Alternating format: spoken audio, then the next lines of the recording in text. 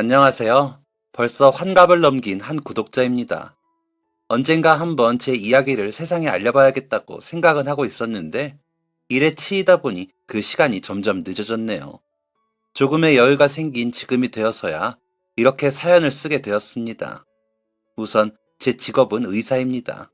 제가 많고 많은 직업 중 의사라는 직업을 선택한 데는 특별한 이유가 있었어요. 저는 태어났을 때부터 몸이 약한 아이였습니다. 삼남매 중 막내로 태어난 저는 약한 몸 때문에 부모님의 모든 관심을 독차지하며 자랐죠. 그 때문에 형과 누나에게는 미안한 게 참 많아요. 형과 누나는 뭐만 하면 상민이는 몸이 약하니까 너희가 조금만 이해해줘라 라는 부모님의 말을 들으며 자랐거든요. 맛있는 것도 좋은 것도 항상 제 차지였죠. 아주 어렸을 때는 그런 상황을 당연하게 여겼습니다. 형과 누나라면 동생에게 좋은 것은 양보하는 게 당연하지 라고 생각하면서 자랐어요.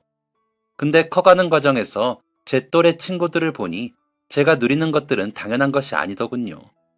제 친구들은 좀 더 좋은 것, 좀 더 맛있는 것을 차지하기 위해 형제들과 치고받고 싸우면서 살고 있었습니다. 저와 비슷한 가정 형편의 친구들이 사는 모습을 보니 제 형과 누나가 얼마나 많은 것들을 포기하고 살았는지가 보이더군요. 이 사실을 알게 된 후에는 몸이 약하다는 사실이 마치 죄악처럼 여겨졌습니다. 내가 아프지만 않았다면 형이랑 누나가 많은 걸 포기하지 않을 수 있었을 텐데.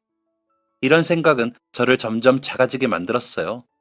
어깨는 움츠러들었고 목소리는 작아졌죠. 이런 변화를 가장 먼저 알아차린 사람은 바로 가족들이었습니다. 약하게 태어나서 가족들 고생이나 시키는 나는 차라리 태어나지 않는 게 나았을 수도 있어. 라는 불효막심한 생각으로 치료를 거부하던 날, 부모님은 속상한 마음에 처음으로 저를 나무라셨습니다. 치료를 안 받기는 왜 안 받아? 치료를 받아야 얼른 건강해져서 친구들이랑 뛰어놀기도 하고 그러지. 너 정말 엄마 속상하게 이럴 거야?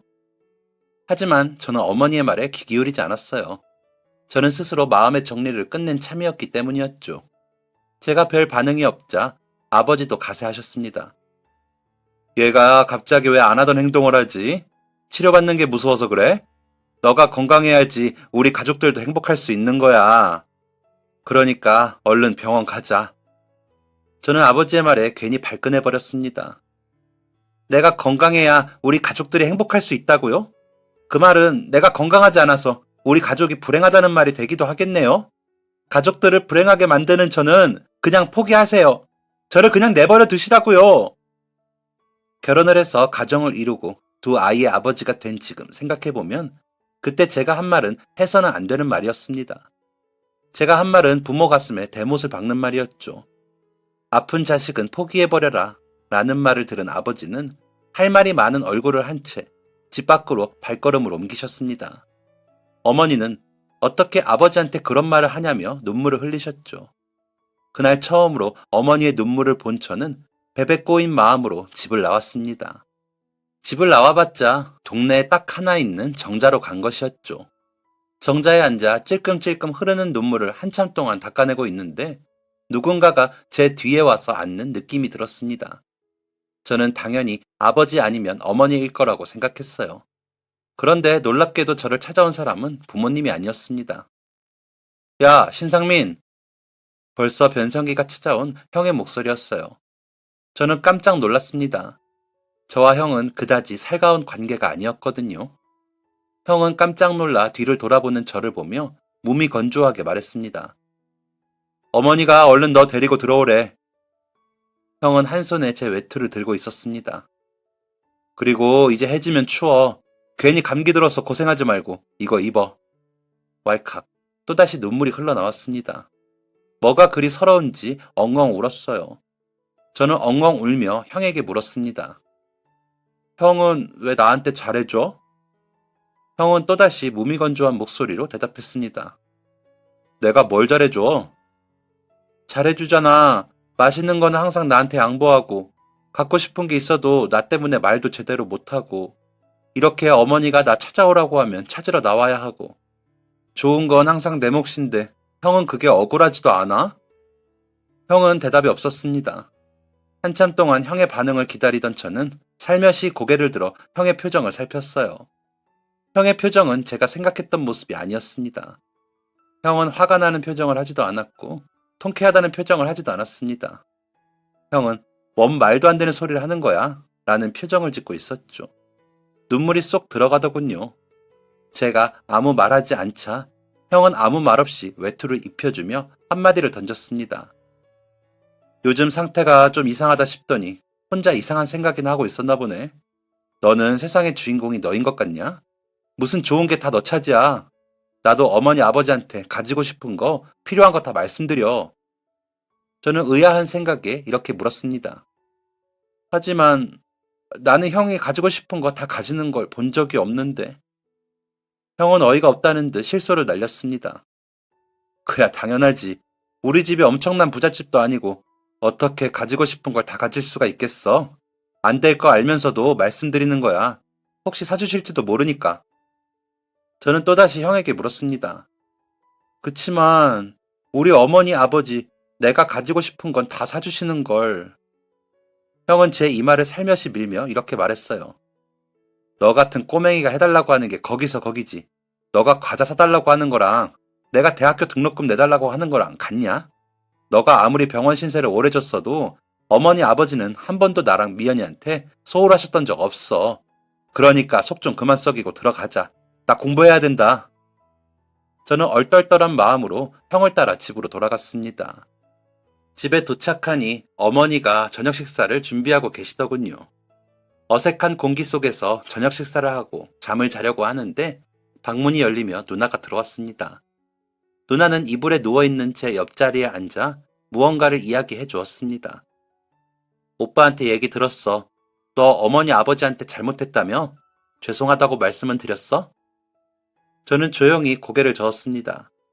누나는 한숨을 푹 쉬며 말했어요.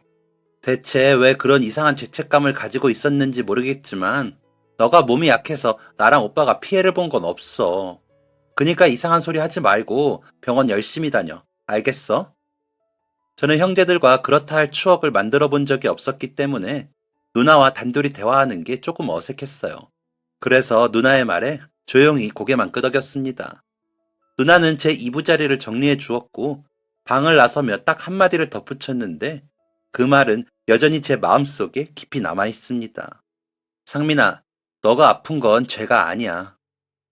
아픈 건 죄가 아니라는 말은 저에게 큰 위로가 되어 주었고 다음날 저는 곧바로 부모님께 잘못했다고 용서를 구했습니다. 병원도 다시 다니기 시작했고 치료도 열심히 받았죠.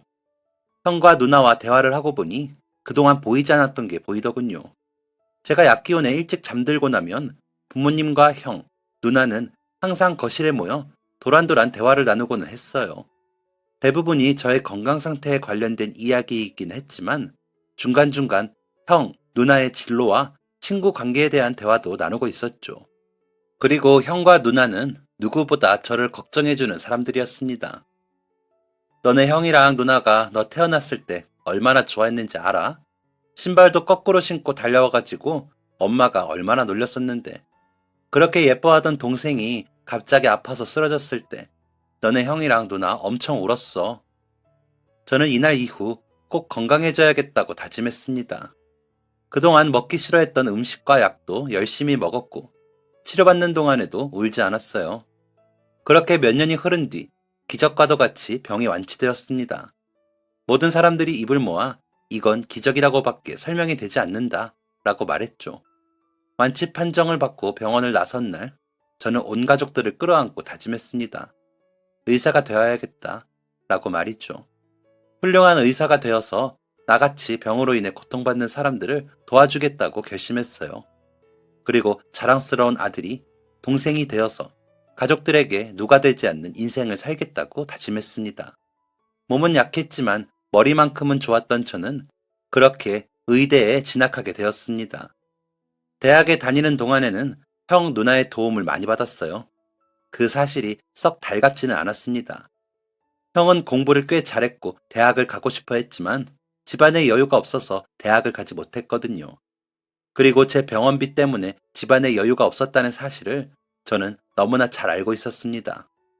그랬기 때문에 저는 더 열심히 공부했어요.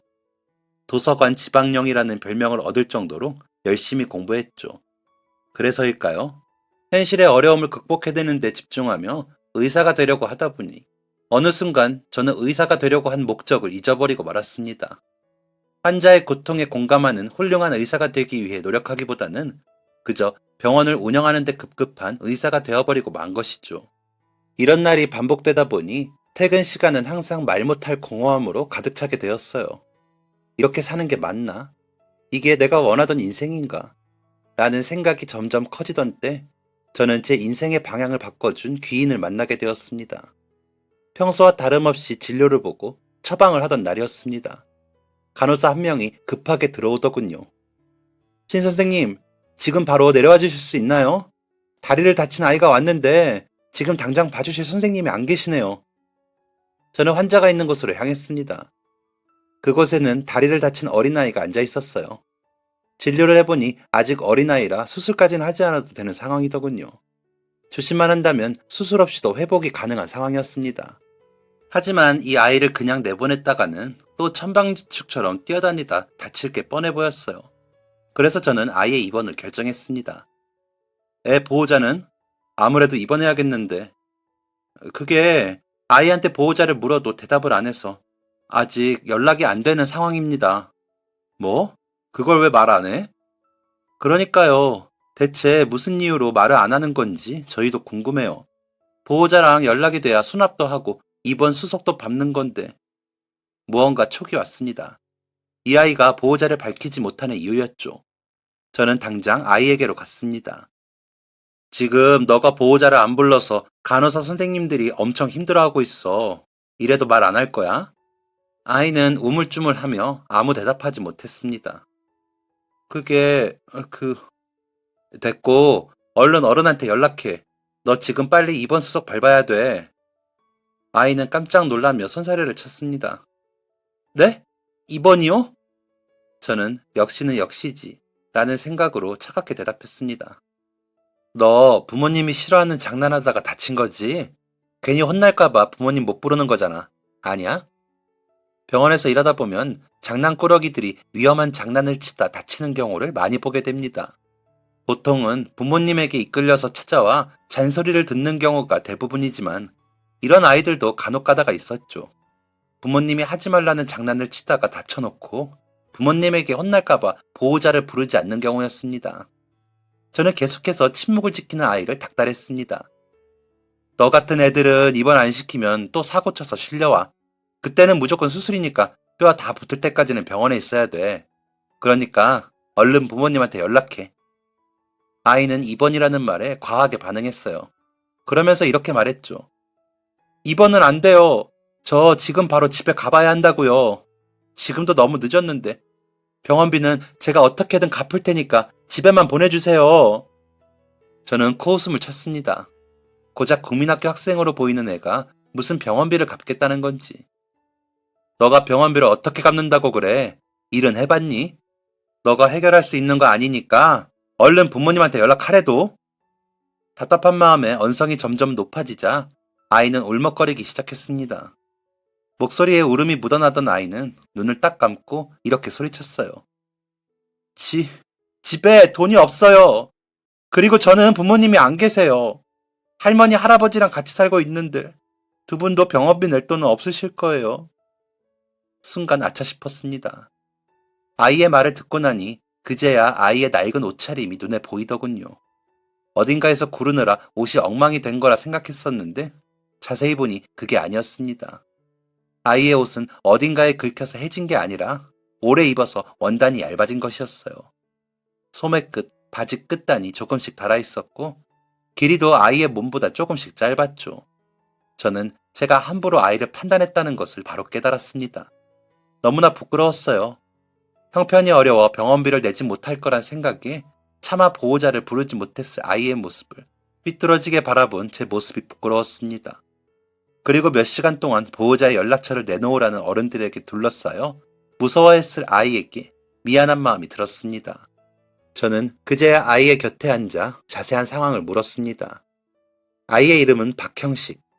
형식이는 부모님이 안 계셨고 보호자로 계신 할머니, 할아버지는 아침에 일찍 나가 밤 늦게까지 폐지를 주우시는데 폐지를 판 돈으로 조부모님과 형식이, 형식이의 동생, 이렇게 총 4명의 가족이 먹고 산다고 했습니다. 그러면서 형식이는 계속해서 집으로 돌아가야 한다는 말을 했어요. 그 이유는 자신의 동생이 홀로 집에 있었기 때문이었죠. 동생이 혼자 있는데 제가 연락도 없이 안 가면 걱정할 거예요. 저를 찾겠다고 집 밖으로 나올 수도 있는 거고, 얼른 집에 가야 해요. 할머니, 할아버지도 늦게 들어오신단 말이에요. 저는 발을 동동 구르는 형식이의 모습을 보았고, 가슴 속에서 무언가가 끓어오르는 것을 느꼈습니다. 저는 형식이에게 절대 무리해서는 안 된다는 주의사항을 똑똑히 알려주고, 형식이를 집으로 보냈습니다. 형식이를 보내고 늦은 퇴근을 준비하는데 간호사가 들어오더군요. 선생님, 정말 병원비 대신 수납해 주시는 건가요? 저는 고개를 끄덕였습니다. 형식이를 처음 만난 날 가슴속에서 끌어올랐던 무언가는 사그라들 기미가 보이지 않았습니다. 자꾸만 형식이가 눈에 밟히더군요. 결국 저는 형식이를 만났던 그날 주말, 형식이를 찾아가 보았습니다. 형식이네 네 식구가 살고 있다는 반지하 집은 정말이지 열악했습니다. 추워진 날씨 때문에 집안 곳곳에는 결로 현상이 일어나 있었고, 온 집안이 곰팡이로 잠식되어 있었죠. 집안에는 곰팡이 냄새가 가득했고 습한 기운이 넘쳐났습니다. 제가 온 것에 놀란 형식이는 무엇이라도 대접하려고 했지만 안타깝게도 형식이의 집 선반에는 먹을 만한 것이 없었습니다. 형식이는 제 눈치를 보고 있었어요. 제가 대신 수납해준 병원비를 돌려받으려고 찾아왔다고 생각하는 듯 했죠. 하지만 제가 방문한 이유는 그것이 아니었습니다. 바로 제 가슴에서 끓어오르고 있는 그 무언가의 실체를 알기 위해 방문한 것이었어요. 저는 형식이의 집에 방문하고 나니 끓어오르는 무언가의 정체를 알겠더군요. 저는 형식이를 돕고 싶었던 것이었습니다. 그리고 인사를 건네는 형식이의 동생을 자세히 본 저는 형식이를 돕겠다고 결정하게 되었습니다. 형식이의 동생의 건강 상태는 정말 좋지 않아 보였어요. 실제로 이 집에 들어오자마자 가장 먼저 든 생각이 이런 데서 사람이 살면 건강 상태가 말이 아니겠는데? 이기도 했죠. 형식이의 가족을 도와주겠다고 마음먹은 저는 형식이와 함께 할머니, 할아버지의 귀가를 기다렸습니다. 늦은 시간에 집으로 돌아온 형식이의 조부모님은 낯선 저의 등장에 굉장히 놀란 듯 했습니다. 저는 제가 형식이를 어떻게 만났는지와 왜 이곳에 찾아오게 되었는지를 설명해 드렸어요. 제가 형식이의 병원비를 대신 내주었다는 사실에 상당한 고마움을 느낀 두 분은 저에게 속마음을 꺼내놓기 시작했습니다. 약간의 한풀이 같은 것이었죠. 형식이의 조부모님이 늦은 나이에 두 아이를 키우게 된 데는 이런 이유가 있었습니다. 형식이의 아버지는 젊은 나이에 암에 걸리게 되었고 오랜 투병 끝에 결국 세상을 등졌다고 합니다. 형식이 아버지가 투병 생활을 하는 동안 형식이의 어머니는 아이 둘을 두고 집을 나가버렸다고 했죠. 집을 나간 후로 한 번도 연락이 닿지 않아 생사조차 불투명한 상황이라고 했습니다. 형식이 애미를 이해하지 못하는 건 아니지만 능력 없는 할미 할애비 밑에서 자라는 애들을 보면 형식이 애미가 원망스럽기도 해요. 아무리 힘들어도 그렇지 애들만 두고 집을 나가버리는 것밖에 방법이 없었나 싶기도 하고.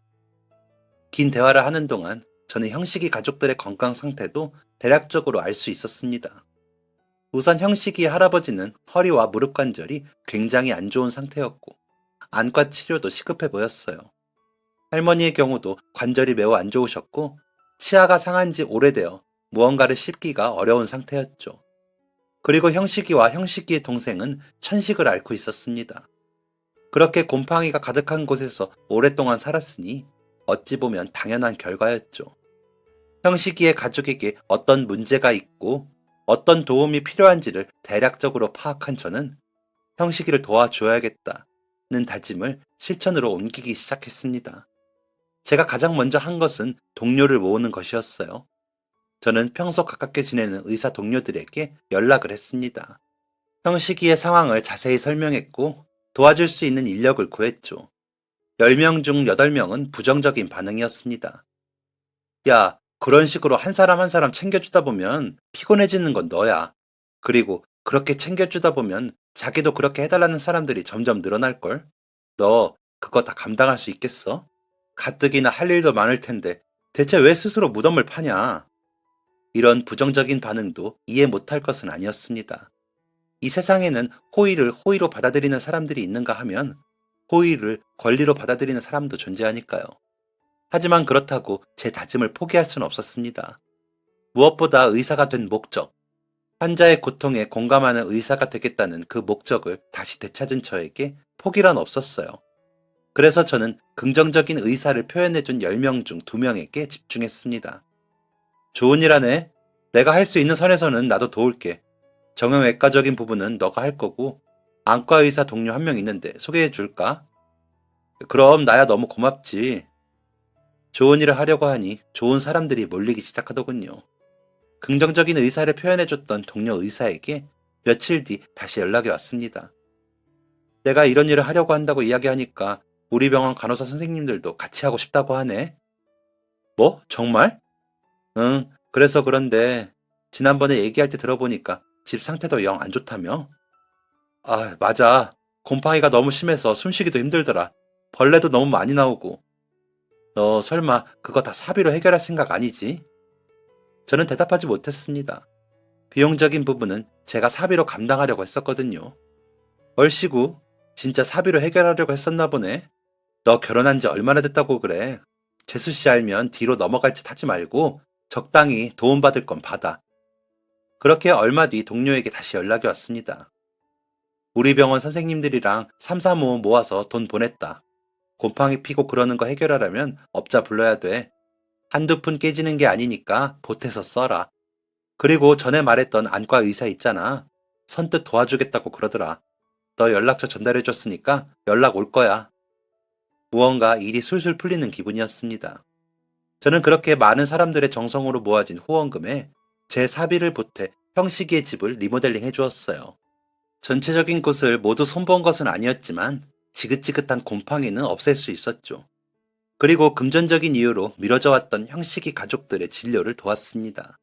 그렇게 한 사람 두 사람의 도움이 더해지자 형식이의 가족의 삶의 질은 예전과 비교할 수 없을 정도로 좋아졌습니다.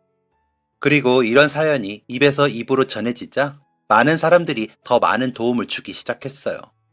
덕분에 형식이 가족뿐만 아니라 다른 가족들도 도울 수 있게 되었죠. 형식이의 조부모님은 오랫동안 미뤄왔던 병원 치료를 마친 날, 제 손을 잡고 고마운 마음을 전하셨습니다. 선생님은 우리 가족의 은인입니다. 은인이에요. 이 은혜를 어떻게 갚습니까? 저는 두 분께 이렇게 말씀드렸습니다. 은혜는 제가 형식이에게 입었습니다. 그러니 그런 말씀 마세요. 이 말은 그냥 한 말이 아니었습니다. 정말로 형식이는 저의 은인이었어요. 저는 지금도 형식이를 인생의 귀인이라고 표현합니다. 그 이유는 오랫동안 잊고 있었던 아주 중요한 사실을 형식이가 깨우쳐 주었기 때문이었죠. 나는 왜 의사가 되려고 했는가? 로 고민하고 방황하던 시절은 형식이를 만난 후로 끝났습니다.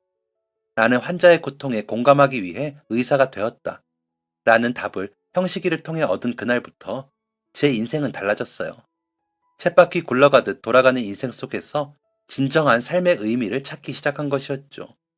실제로 형식이를 만난 후 사적으로 나가는 지출은 많아졌지만 제 마음은 풍요로워졌습니다. 또한 제 주변도 활력을 찾기 시작했어요. 무엇보다 저희 가족들이 저를 자랑스럽게 여기기 시작했습니다. 제 병원비를 감당하느라 집안이 어려워져 대학을 가지 못했던 저의 형은 제가 이런 일을 하고 있다는 걸 듣고는 정말 오랜만에 호탕하게 웃었습니다. 그리고 여러 가지 현실적인 어려움으로 고민하는 저에게 이런 조언을 해주었습니다. 한 번 사는 인생 의미 있게 살아야지. 거저왔다 거저가는 인생 하나라도 더 주고 가야지. 누나도 마찬가지였어요. 무덤에 묻힌 사람이 자랑할 건 생전의 직업이 아니야. 그 직업을 가지고 어떻게 살았느냐지. 자랑할 만한 인생을 살고 있구나. 기뻐. 하늘에 계신 부모님도 기뻐하실 거라는 누나의 말에 마음이 뭉클해지더군요. 저는 동료들의 도움과 가족들의 지지를 바탕으로 이런 자선사업을 계속해서 이어나가게 되었습니다. 형식이를 돕는 것도 몇 년 동안 이어졌습니다. 일주일의 대부분의 끼니를 라면으로 때우는 형식이의 가족들을 위해 식료품을 지원해주기도 했고, 특히 어머니가 본인들을 두고 떠났다는 큰 상처가 있는 아이들에게는 심리 상담도 지원해 주었습니다. 그렇게 인연이 이어지기를 몇 년, 형식이가 초등학교를 졸업하는 날이 되었습니다. 저는 형식이에게 꽃을 보냈어요. 진료 시간을 빼고 졸업식까지 방문하기는 어려웠기 때문이었죠. 그렇게 하루를 마무리하고 퇴근하는 길, 차를 끌고 주차장에서 빠져나오는데 병원 문 앞에서 서성이는 작은 아이가 보였습니다. 자기 몸만한 꽃다발을 들고 있어서 더 눈에 띄었어요. 설마 하는 생각으로 다가가 보니 병원 앞에서 서성이는 아이는 형식이가 맞았습니다. 오늘 졸업한 애가 대체 여기에 왜 있나 싶어서 형식이를 불렀습니다. 형식아! 저를 발견한 형식이는 한박 웃음을 지으며 달려왔습니다. 저는 차에서 내려 형식이에게 찾아온 이유를 물었습니다. 오늘 졸업식이었잖아. 여기는 언제 왔니? 졸업식 마치자마자 왔어요. 해맑은 목소리로 몇 시간째 저를 기다렸다는 말을 하는 형식이를 보자 저절로 이마를 짚게 되더군요. 그럼 병원에 들어와서라도 기다리던가 하지. 아니면 나중에 약속을 잡아도 됐을 텐데. 대체 왜 이 시간까지 기다렸어? 형식이는 또다시 해맑게 대답했습니다. 선생님 바쁘신데 제가 괜히 방해되면 안 되잖아요. 괜찮아요. 별로 힘들지 않았어요. 저는 마냥 해맑은 형식이를 데리고 다시 집으로 들어갔고 형식이에게 찾아온 이유를 물었습니다. 그런데 이에 대한 형식이의 대답은 또 한 번 이마를 짚게 만들기 충분했어요. 아, 이거 꽃 보내주셔서 감사하다고 말씀드리려고 왔어요. 형식이는 졸업 축하의 의미로 보내준 꽃다발에 감사 인사를 전하고자 저를 찾아온 것이었습니다. 뭘 그런 걸 감사하다고 여기까지 찾아와. 나중에 얼굴 보면 얘기해도 충분한데. 형식이는 활짝 웃으며 대답했습니다. 아니에요. 그럴 수는 없죠. 오늘 꽃다발 받은 애들 중에 제 꽃다발이 제일 컸어요. 애들이 엄청나게 부러워했는걸요. 그래서 꼭 감사하다고 말씀드리고 싶었어요. 뭉클했습니다. 형식이를 처음 만났던 그날, 저는 형식이를 색안경 낀 눈으로 바라보았는데, 형식이는 저를 순수한 눈으로 바라봐주고 있었기 때문이었죠. 그래, 그러면 고맙다는 네 마음 잘 받을게. 다시 한번 졸업 축하한다. 감사합니다. 라고 대답한 형식이는 곧바로 제 눈치를 보기 시작했어요. 뭔가 할 말이 있는 게 분명했죠. 너는 꼭 할 말이 있으면 눈을 위로 치켜들더라. 하고 싶은 말 있지? 형식이는 들켰다는 듯 놀란 표정을 짓더니 우물쭈물거리며 하고 싶은 말을 했습니다. 그게 꼭 드릴 말씀이 있어서요. 꽃 선물해줘서 고맙다는 말 말고? 네, 선생님을 본 날부터 생각했던 건데 오늘에서야 결심하게 됐거든요. 무언가를 다짐했다는 14살짜리 아이의 얼굴에서는 비장함마저 느껴졌습니다. 그래, 몇 년 동안 고민한 내용 좀 들어보자. 제가 몸을 앞으로 기울이자 형식이는 긴장한 듯 마른 침을 꿀꺽 삼켰습니다. 그리고 한참 동안 입을 달싹이더니 이렇게 대답했어요. 저도 의사가 될 거예요. 저는 눈이 동그래졌습니다. 의사가 된다는 말에 놀란 건 아니었어요. 단순히 형식이의 목소리가 커서 놀란 것이었죠. 저도 선생님처럼 멋진 의사 선생님이 될 거예요. 형식이는 이어서 자신의 포부를 밝혔습니다. 저는 껄껄거리며 웃었습니다. 그리고 놀리듯이 형식이에게 말했어요. 그런데 형식아, 너 그거 아니? 뭐가요? 의사 되려면 공부 엄청 잘해야 돼. 형식이는 제 말에 살짝 동요하는 듯 했습니다. 내가 전에 들어보니까 너 공부에 별로 관심 없다던데? 형식이는 작은 손을 꼭 쥔 채로 소리쳤습니다. 공부를 열심히 해야 한다는 건 알고 있어요. 그런데 너는 공부 열심히 안 하잖아. 의사는 말이야, 사람을 살리고 일을 하는 사람이야. 생명을 가까이 하는 직업이라고. 가장 소중한 걸 다루는 만큼 누구보다 열심히 공부해야 돼. 아마 죽을 때까지 공부해야 할 텐데 그럴 수 있겠어? 지금 당장 학교 숙제도 해가기 싫어하는 너가? 형식이는 흔들리지 않았습니다. 그것도 알아요. 학교 선생님이랑도 이야기했는걸요. 저 이제 중학교 올라가는데 공부 진짜 열심히 할 거예요. 그래서 꼭 의사가 될 거예요. 이제 갓 중학교에 올라갈 아이에게 현실적인 조언만 해주는 것은 의미가 없었기에 저는 형식이를 응원해 주었습니다. 그래, 중학교에 올라가서부터 열심히 공부하면 충분히 의사가 될 수 있을 거야. 참고로 선생님 학교 다닐 때 별명은 도서관 지방령이었다. 그런 별명 하나쯤 얻을 생각으로 공부해야 돼. 알았지? 지방령? 지방령이 무슨 뜻인데요? 그것도 공부하다 보면 알게 될 거야. 형식이를 집으로 데려다 주기 위해 옷을 입으려고 하는데 형식이가 맑은 눈동자로 묻더군요. 선생님, 그런데 궁금한 게 있어요. 뭔데? 훌륭한 의사는 공부만 잘하면 될 수 있나요? 전곡을 찌르는 질문에 저는 입으려던 옷을 다시 내려놓았습니다. 아니, 훌륭한 의사는 공부만 잘한다고 될 수 없어. 형식이는 의아하다는 듯이 물었습니다. 하지만 아까는 공부를 정말 열심히 해야 한다고 하셨잖아요. 공부를 잘하고 시험을 잘 보면 의사는 될 수 있어. 하지만 좋은 의사가 되는 건 다른 문제야. 형식이는 흥미진진하다는 표정으로 저를 바라보고 있었습니다. 저는 어렵게 말문을 열었어요. 좋은 의사가 되려면 풍부한 지식뿐만 아니라 따뜻한 마음을 가지고 있어야 돼. 따뜻한 마음이요?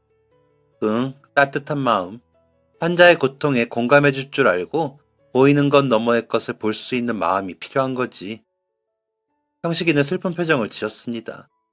말이 너무 어려워요. 저는 그런 형식이에게 이렇게 말해 주었습니다. 나는 좋은 의사가 되기까지 오랜 시간이 걸렸어. 하지만 너는 마음이 따뜻한 아이니까 나보다 더 빨리 좋은 의사가 될 수 있을 거야. 제가 마음이 따뜻하다고요? 아닌데요. 저 졸업식 며칠 전에도 친구랑 싸웠어요. 너가? 왜 싸웠는데? 걔 동생이 제 동생이랑 같은 반인데 제 동생이 몸집이 작다고 지 동생이랑 편먹고 놀리더라고요. 그건 동생을 지키기 위해서 싸운 거잖아. 살다 보면 싸워야 할 때가 필요해. 동생을 지키겠다는 따뜻한 마음으로 싸운 것처럼 의사가 돼서도 그렇게 하면 돼. 그 따뜻한 마음을 잊어버리지만 않으면 너는 좋은 의사가 될 수 있을 거야. 형식이는 마지막으로 물었습니다. 선생님도 그렇게 해서 훌륭한 의사가 되신 거예요? 저는 쓴 웃음을 지으며 대답했습니다. 나도 여전히 노력 중이야. 저의 노력은 그 이후로도 계속됐습니다. 사실 지금도 진행 중이죠. 형식이에게 좋은 의사의 자질을 설명해 줄 때도 입안이 꺼끌거렸는데 지금 사연을 쓰는 이 순간에도 괜히 마음이 불편합니다. 언제쯤 훌륭하고 좋은 의사가 될 수 있을지 여전히 고민하는 걸 보면 좋은 의사, 좋은 사람이 되기 위해서는 평생의 노력이 필요한 것 같아요. 다시 예전의 이야기로 돌아가 보자면 형식이는 중학교에 입학하자마자 굉장히 열심히 공부했습니다. 그 사이에 할아버지가 돌아가시는 아픔을 겪기도 했지만 의젓하게 슬픔을 극복해냈어요. 그리고 결국 의대에 입학하게 되었습니다. 지금은 어엿한 의사가 되었죠. 형식이가 대학에 입학하면서 과외로 돈을 벌게 되자 형식이의 할머니는 더 이상 폐지를 줍지 않으셨습니다. 건강 상태를 생각하면 이미 그만두셨어야 했던 일이었죠. 형식이의 동생도 더 이상 천식으로 고생하지 않게 되었습니다. 또래보다 체구가 작아 걱정이 컸는데 이젠 또래보다 월등한 체격을 자랑하고 있어요. 이런 사사로운 것까지 알 정도로 형식이와 저의 인연은 오래되었다 보니 일을 하다 보면 형식이의 이야기가 심심치 않게 들려옵니다. 형식이 그 녀석은 초등학교 졸업식 날 제게 받았던 가르침대로 살고 있었어요.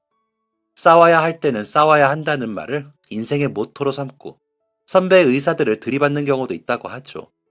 형식이에게 처세술을 알려주며 어르고 달래고 있긴 하지만 아직 혈기왕성한 젊은 의사의 패기를 자중시키기란 여간 어려운 일이 아닙니다. 한 번은 형식이가 연락도 없이 저희 집으로 찾아왔어요. 오랜만에 방문해 반가운 것도 잠시. 형식이의 표정이 묘하게 어둡더군요. 저는 술잔을 건네며 물었습니다. 요즘 병원에 무슨 일이라도 있냐? 형식이는 건네받은 술잔을 조금 홀짝이더니 저를 찾아온 이유를 말했습니다. 형식이의 표정이 어두웠던 이유는 같은 의사로서 100번, 200번 공감되는 내용이었어요. 수술 경과도 좋았고 모든 게 완벽하다고 생각했는데 그렇게 갑자기 숨이 멈출 줄은 몰랐어요. 형식이가 연락도 없이 저희 집으로 찾아온 날은 형식이가 처음 환자를 잃은 날이었습니다. 저는 말없이 형식이의 술잔을 채워주는 것으로 위로의 말을 대신했습니다. 그런데요, 선생님. 그렇게 허망하게 환자를 잃은 것도 슬픈데 말이죠. 그분의 가족들의 마지막 모습이 너무 눈에 밟혀요. 아이들이 고작 10살, 7살이에요. 이 말을 끝으로 형식이는 끝내 눈물을 떨어뜨렸습니다. 저는 눈물을 흘리는 형식이에게 감히 어떤 말도 함부로 해줄 수 없었어요.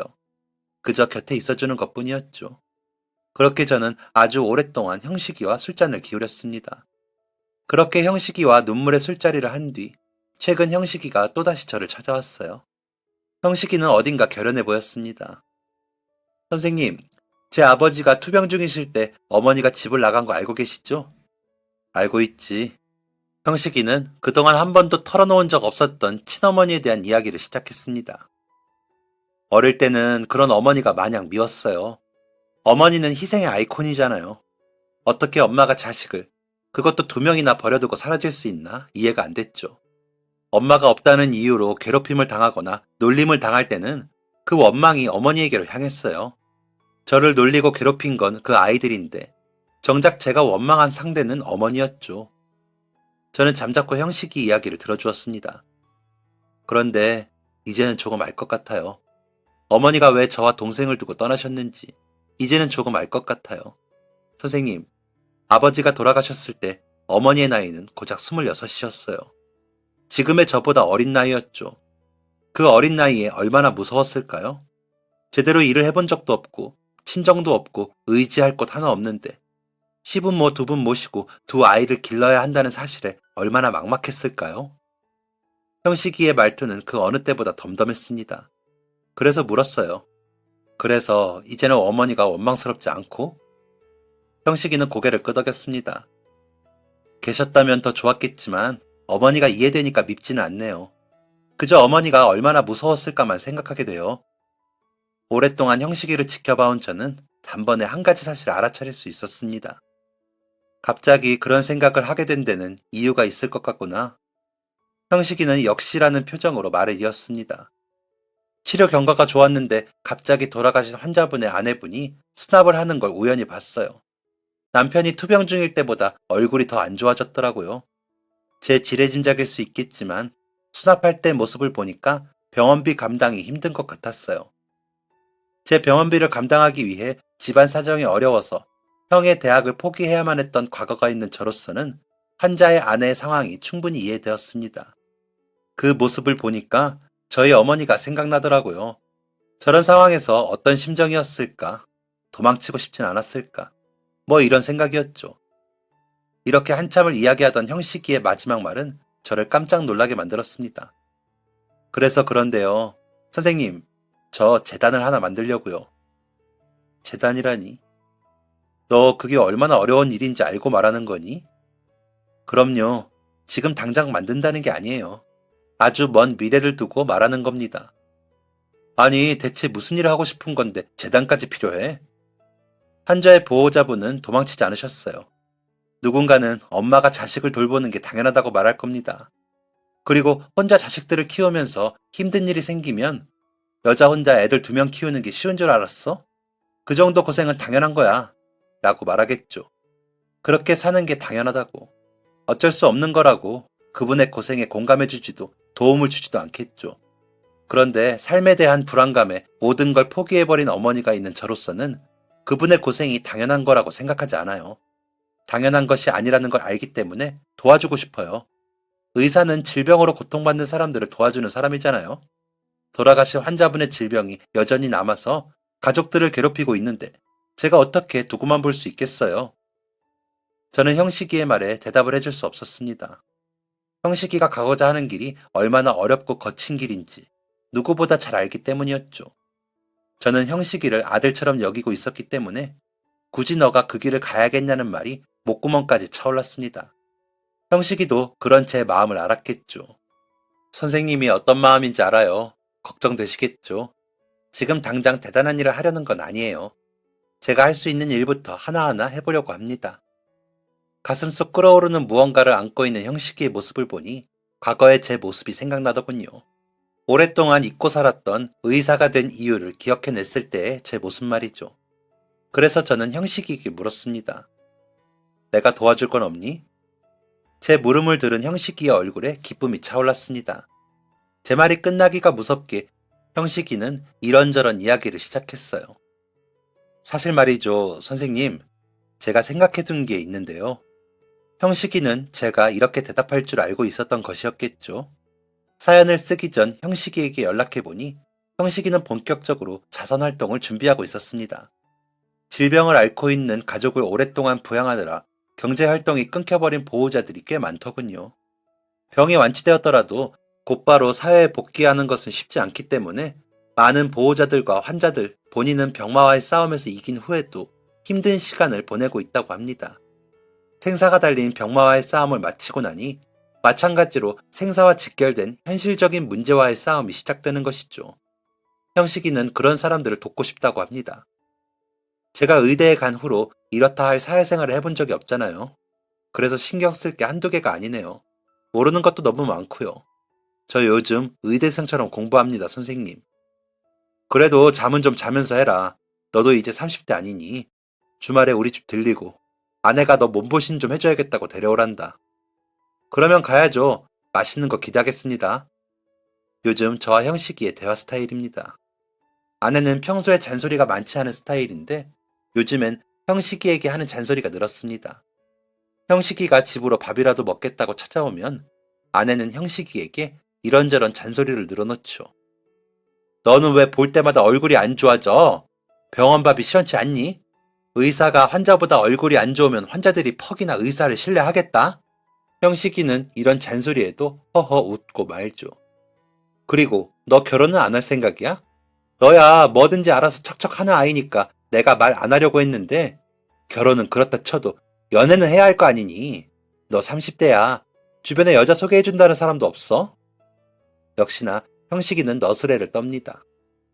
제가 여자들 보기에 매력이 없나 봐요. 세상 여자들이 사모님처럼 저를 봐주면 너무 좋을 텐데 말이죠. 그러면 아내는 형식이의 등짝을 찰싹 소리나게 때리곤 잔소리를 이어갑니다. 장난치지 말고 좀. 선생님한테 얘기 들으니까 너 요즘 무슨 일한다고 잠도 제대로 못 잔다며? 그런 거에 시간 뺏기니까 사람 만날 시간도 없는 거 아니야? 좋은 일을 하지 말라는 건 아니야. 좋은 일을 할 때 하더라도 너 인생을 챙기라는 거지. 아내는 저희 아이들보다 형식이를 더 신경 씁니다. 아참, 형식아, 갈 때 고기 재워둔 거 있는데 이거 동생 가져다 줘라. 동생 취업해서 혼자 산다며? 형식이의 동생까지도 살뜰하게 챙기죠. 아내가 이렇게까지 하는 이유는 형식이의 할머니마저 얼마 전 돌아가셨기 때문입니다.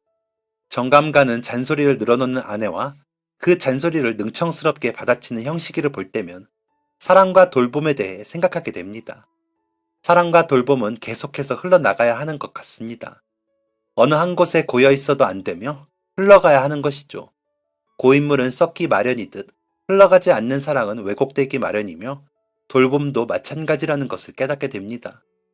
저에게서 시작된 돌봄이 형식이에게로 흘러가고 형식이가 또다시 사랑과 돌봄을 실천하는 모습을 보면 뿌듯하기도 하고 흐뭇하기도 하고 걱정되기도 합니다. 하지만 그럼에도 불구하고 바라는 것은 이런 사랑과 돌봄이 계속해서 이어지는 것입니다. 저에게서 형식이에게로, 제 아내에게서 형식이에게로, 제 동료들로부터 형식이에게로 흘러간 모든 선한 영향력이 계속해서 흘러갈 수 있기를 바라며 긴 이야기를 마치도록 하겠습니다. 긴 사연을 읽어주시고 들어주신 모든 분들께 감사드립니다. 모두 환절기 건강 조심하시고 언제나 행복하세요. 감사합니다. 지금까지 사연 들어주셔서 감사합니다. 사연이 재밌으셨다면 구독과 좋아요를 눌러주세요. 감사합니다. 안녕히 계세요.